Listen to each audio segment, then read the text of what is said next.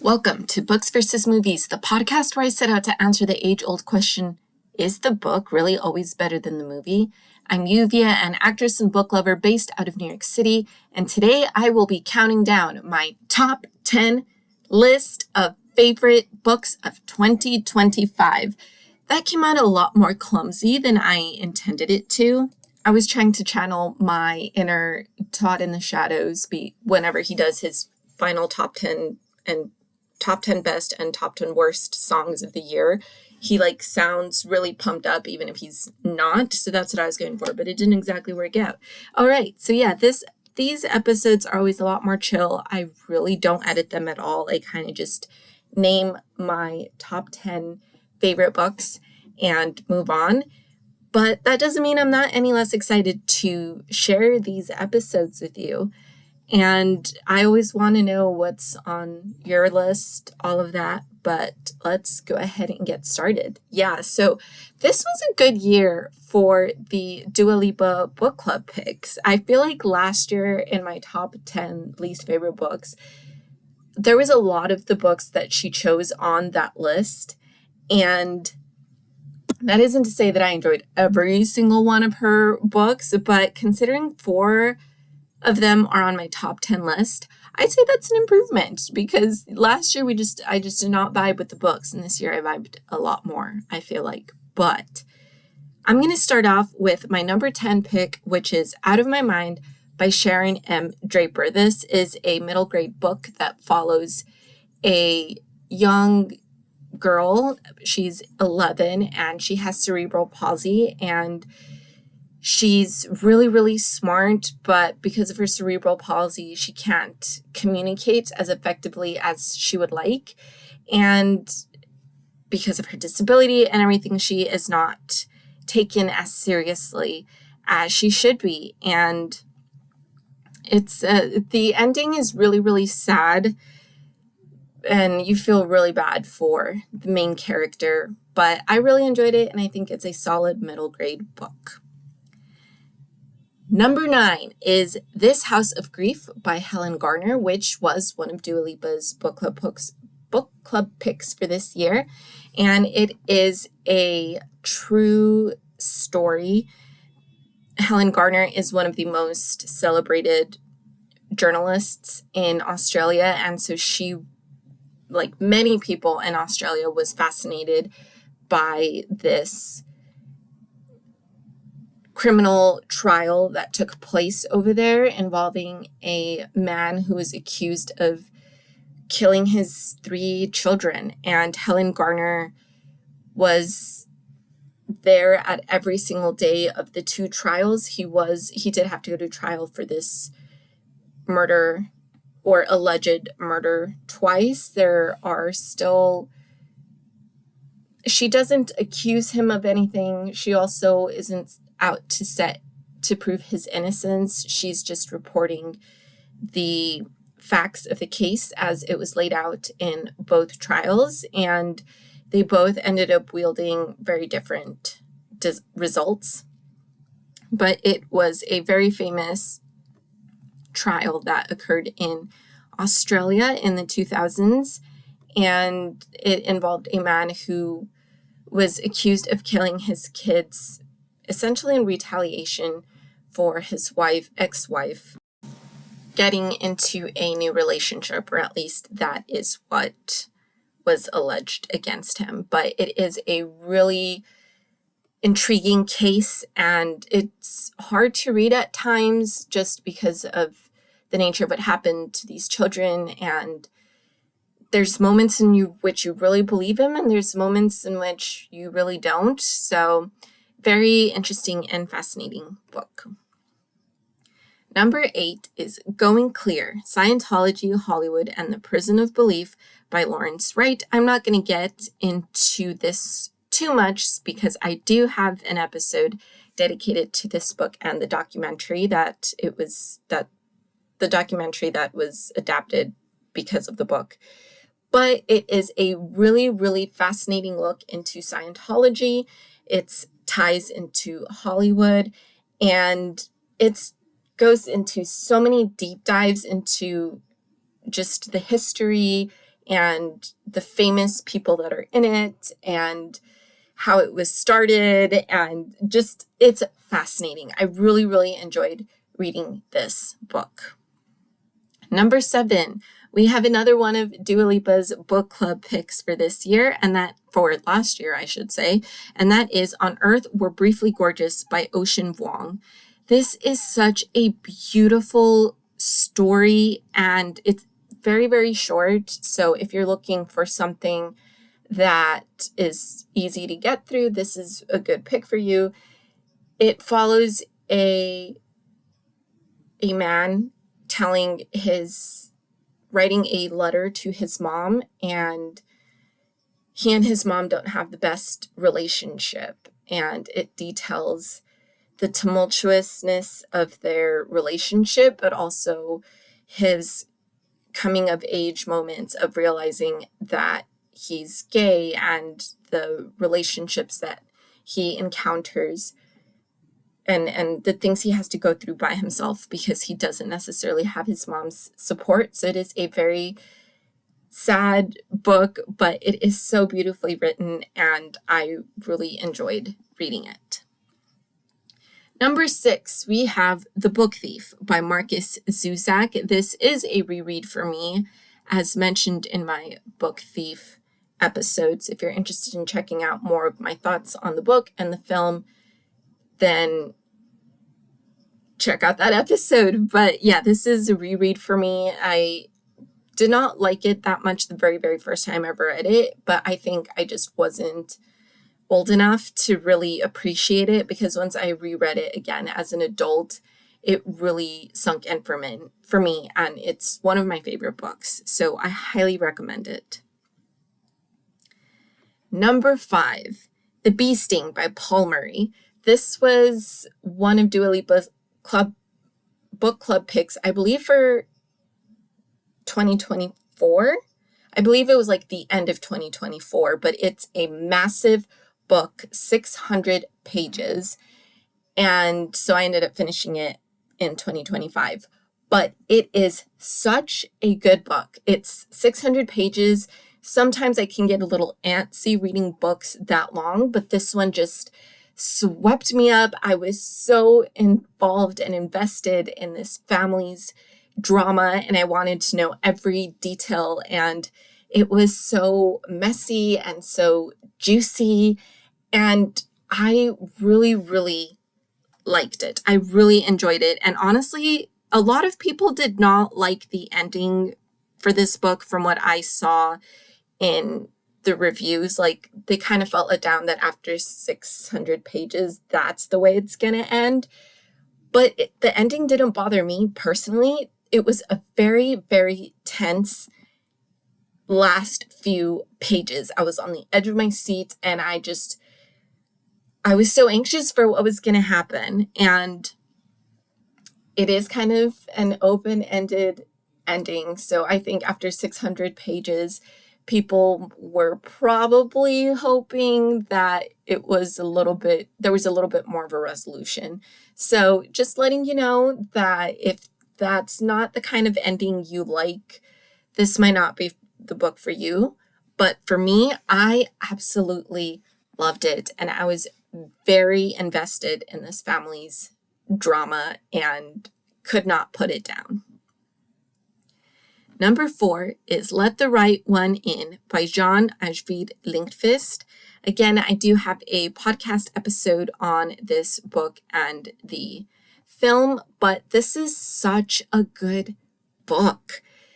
Like, I really enjoyed the film, but the book is just so well written, and I don't know, I have nothing but good things to say about this book. I really, really enjoyed it. And I don't like going into too much details when I have a synopsis and everything and more detailed thoughts in my episodes, but this is a book that I highly, highly recommend.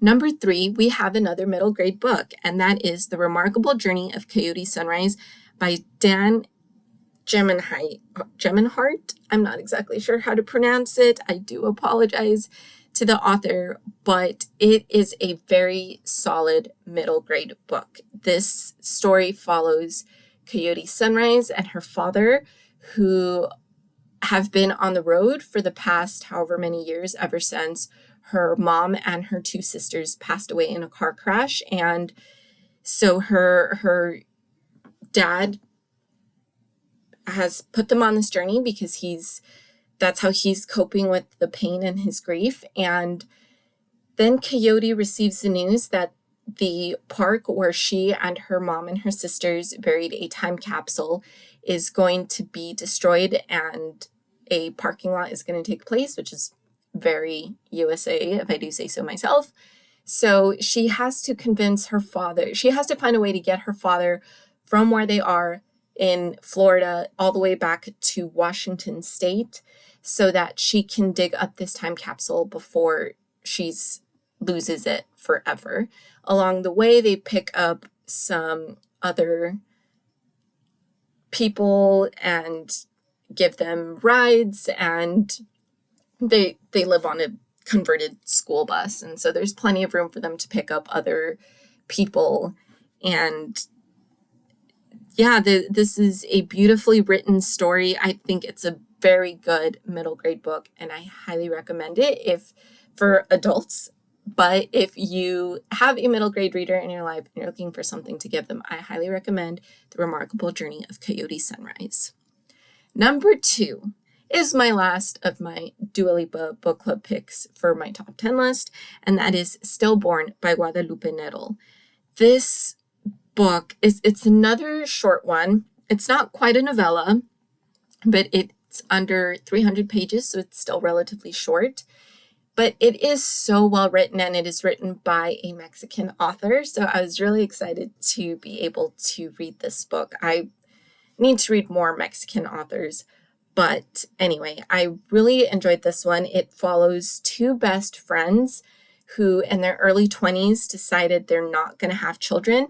10 years later, one of them has gone through with that. She's sterilized it. She goes through the sterilization process, so she cannot have any kids.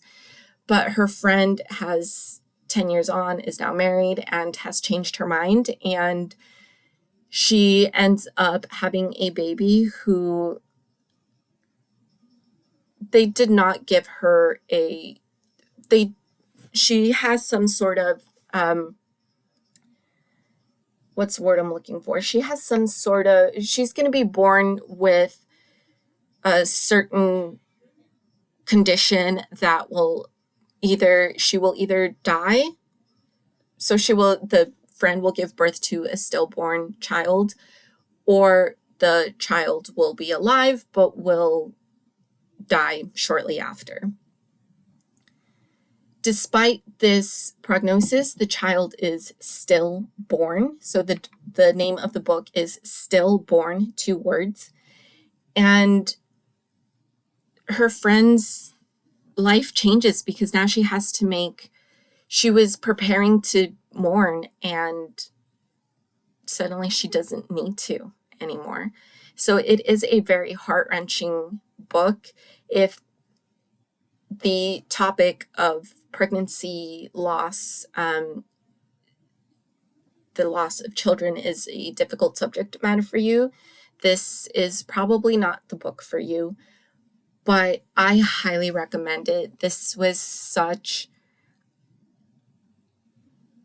I just felt for the characters so much, and there was so much to it that I could personally relate to as someone who has chosen to remain child-free. And yeah, there's just a lot that I could relate to, and it was well written, and I really liked the friendship between the two women and how their differing opinions about having children 10 years on from their pact doesn't impact their relationship, and instead they continue to be there for each other in their darkest and happiest days. Number 1 is Sunrise on the Reaping by Suzanne Collins. Y'all, this book absolutely broke me. So I have said several times on the podcast that I do not have visceral reactions to books. So a book can be funny, a book can be sad. That doesn't mean you're going to see me laugh out loud or cry while reading these books. The first book that kind of subverted that for me was A Man Called Uwe, which I had to physically stop reading on the train because I didn't want to cry in front of people. But that was the first one that got me that way. And I stopped myself. And once I was back home in the privacy of my house, I, at that point, did not cry. So, yeah, very controlled tears. This book. Okay, so I started reading this book when we went to go visit our family in May, and I was reading it on the plane. And this is a pretty long book compared to like the original Hunger Games trilogy. Not as long as The Ballad of Songbirds and Snakes, but still pretty long. And I was reading it and I was like trying to get through it because I was like, we're almost going to land. And I know that like once I'm in Texas, I'm not going to read this book. Like I'm just because I'm busy with family. I don't dedicate that much time to reading when I'm when I'm on vacation, really. So anyway, so I was like, I need to finish this book because I need to know what happens. And I was rushing, but I was still enjoying it. I wasn't like speed reading it to the point where I had no idea what was going on. But I was just like, I need to know what's going to happen to Haymitch. Like, I need to know. And then we landed and I did not get to finish. But I was like, I need to know how this book ends. So I did look up spoilers. Do not judge me. Do not judge me. I am impatient when it comes to my reading. And sometimes I just really need to know what happens. And sometimes I just really need to know if I'm right. If I'm reading a mystery, this is not a mystery, but not the point. The point is, yes, sometimes I look up spoilers. And I don't know why people judge so hard for that, because I know that's like one of the book things that people judge other people for, which is like looking up spoilers. And it's like, as long as I'm spoiling it for myself and not anyone else, like, what does it matter? So yes, I spoiled it for myself. I looked up the ending because I had to know right then and there how the book ended. That being said, I knew exactly what was going to happen. I looked up spoilers. I knew, like I said, exactly what was going to happen. I knew how this book was going to end. It is a testament to Suzanne Collins's writing that I get to the ending points of the book. I knew exactly what was going to happen. I started bawling. Absolutely bawling. I could not stop the tears from running down, and I was crying really, really hard. This is the hardest I have ever cried for a book. I've never cried for a book before, much less like this. I don't even think I've cried for a film. Like, that's probably not true, but I'm telling you, the power of Suzanne Collins's writing, the fact that I knew exactly what was going to happen, I was prepared for it. And she still had me crying my eyes out. There was no way this book could be anything other than number one on my most favorite books of 2025. So yes, I highly recommend this book. And yes, looking back, there are definitely, I know people have been complaining about this book and have their issues with it, because once you really think about it, there's certain things that don't match up with the original Hunger Games. Like some details, it's like, well, if this happened back then why is this an issue in the trilogy or whatever? like just some things that don't exactly line up with what we know happens in the original Hunger Games. But that being said, it was still a really great read, and I was bawling my eyes out. I finished it. Orlando was eating dinner. I had the book covering my face, and I was crying. I removed the book from my face. Orlando sees, and he's just like, "What is wrong?" And I couldn't even talk. All I could do was point at the book. And he was like, "Oh my gosh." And even he was like, "I've never seen you react this way to a book." So highly, highly, highly recommend Sunrise on the Reaping. So that is it for my list of my top 10 favorite books of 2025. I will be releasing my top 10 least favorite books of 2025, as well as my top 10 favorite and least favorite films that I saw in theaters, still with that asterisk, in 2025. So thank you so much for tuning in, and I will see you next time. Bye.